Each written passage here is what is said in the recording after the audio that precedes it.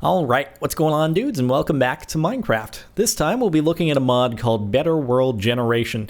Sounds like a bold claim, doesn't it? So like the last mod we went over, this one plays around with world generation. It tweaks the default world generator and also adds a few different types of new worlds that you can create and mess around with. So we're in the Create New World screen. If we go into more world options, just like that last mod, if we scroll through the world types, you'll now notice that we have some new options. So we have beta, which takes the world type back to like it was before Minecraft's official release. Alpha, back into alpha.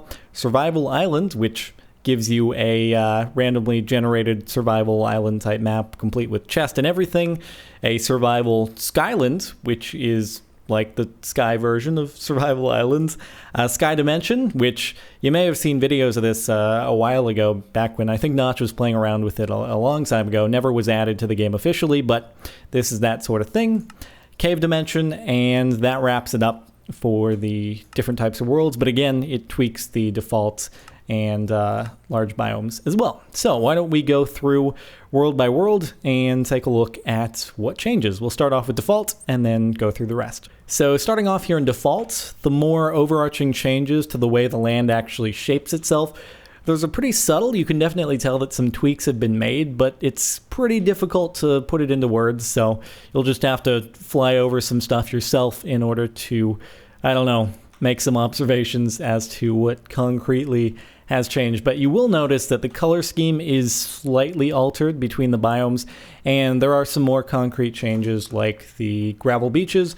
These were in the game a long time ago, then they were taken out for whatever reason, and also in, say, jungle biomes, swamp biomes, the water has actually been changed to this more brown, transparent, murky color that fits the biome a bit better. And not sure if this is actually a change or not, but it seems like there are some much higher trees than in the non-modded world, so I don't know, that's just another observation. Anyway, that's a super brief overview of some of the changes that have been made to the default worlds, large biomes included. Now let's jump on over to some of the new world types. We'll start off with the beta world. So here we are in the beta world. In fact, I'd put this at pretty early beta, closer to alpha than the actual release, maybe somewhere around 1.4. It's lacking things that were added, say, second half of 2011 or so. It doesn't have tall grass, no ravines, no jungle biomes, so on and so forth. Things are just a lot more simple. That's an easy way to put it. So if you have nostalgia for older worlds, then you can definitely play around with this. And if you're even more nostalgic, there's an alpha world. So why don't we jump on over to that and give it a look. For those of you whose sense of nostalgia is so strong, couldn't even be quenched by a beta world, let me take you way back in time, over 2 years ago, when the Earth was still young, or at least Minecraftia. If you load up an alpha world and disable smooth lighting, it looks like old times. You have your grass, your snow, your sandy beaches, and things are pretty simple looking. Looks just like it did a couple of years ago. So, if you feel like reliving the good old days of my melodramatic over-exaggeration of how long 2 years is, this is available for you in the world types to choose from. So, anyway, not much more to go over. A lot of you probably played the older versions of Minecraft, so you can look back to that, and this is what you'll get here. So now let's go ahead and move on to another world type. So this right here, as you can probably tell pretty quickly just from looking around, is the Survival Island world type. Spawns you on a randomly shaped sandy island equipped with a chest and some supplies. I actually happen to get a really cool one right here because as soon as I spawned, and I wish I'd hit record just a couple seconds earlier, this whole area of sand just collapsed. And it looks like there's some cobblestone down there, so I think we actually ran ourselves into a nice little dungeon here. A skeleton dungeon, which is the spawners right on top of the chest. Fancy that. A double skeleton dungeon. That's really cool. So obviously if we dig down a bit, we can collect different ores and supplies and stuff. But yeah, just so happened we really lucked out with this one. So that's a pretty cool demonstration of what you can find here. So that is a pretty basic overview of the Survival Island world type. So this is, of course, Survival Skyland, emphasis on the sky.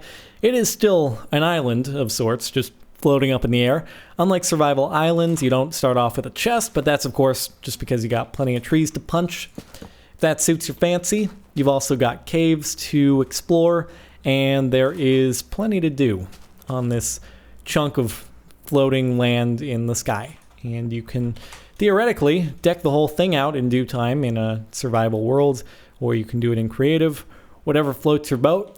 As opposed to the regular Skylands, of course, you just have this one chunk of land. It's one big floating island. If we go down below, we can check out the underside of it, get sort of a bigger picture of what the whole thing looks like, and see where all the falling lava and water just cuts off abruptly down below. There's even a little creeper hanging out down here. Look at that. And some dangerous diamonds to mine. Anyway, that's a brief overview of the Survival Skylands. We'll move on over into the regular old Skylands next. This here is the standard Skylands world type, or Sky Dimension, whichever you prefer to call it. As I'd mentioned earlier, this is something that Notch had been playing around with a really long time ago. It was never implemented in the game, though. So this is second best, I suppose. You've actually got all your biomes here. You can explore all over the place. Unfortunately, it's being a bit slow to load, so my frame rate's been freezing up periodically, which makes it a bit difficult to record my exploring the whole thing. Either way, as opposed to the Survival Skylands, you get more than one island, you can go on as far as you want, and the world will keep generating. And of course, you can fall to your death if if you please. So there's the underside of everything, and that's a pretty brief overview of that. So now we've got one more to go, and that's the cave dimension, so we'll hop on over there. So last but not least, we've got the cave dimension. When you spawn in, it is completely pitch dark, so obviously that doesn't make for much good recording. So I spent some time lighting this whole area up, and it's pretty cool. It looks like some sort of scene from an adventure map, except the whole world randomly generates this way, and you can keep going on, and the caverns will keep connecting with each other.